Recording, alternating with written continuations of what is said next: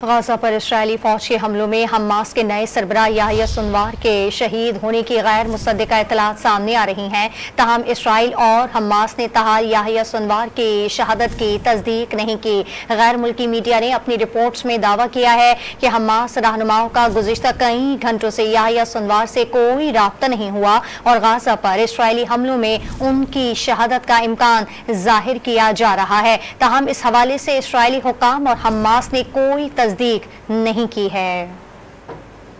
Gaza पर इस्राएली फौज के हमलों में हमास के नए सरबराह याहिया सिनवार के शहीद होने की गैर मुसद्दिका इत्तलात सामने आ रही हैं। ताहम इसराइल और हमास ने ताहाल याहिया सिनवार की शहादत की तस्दीक नहीं की। गैर मुल्की मीडिया ने अपनी रिपोर्ट्स में दावा किया है कि हमास रहनुमाओं का गुज़िश्ता कई घंटों से याहिया सिनवार से कोई राब्ता नहीं हुआ और गाजा पर इसराइली हमलों में उनकी शहादत का इम्कान जाहिर किया जा रहा है। ताहम इस हवाले से इसराइली हुक्काम और हमास ने कोई तस्दीक नहीं की है।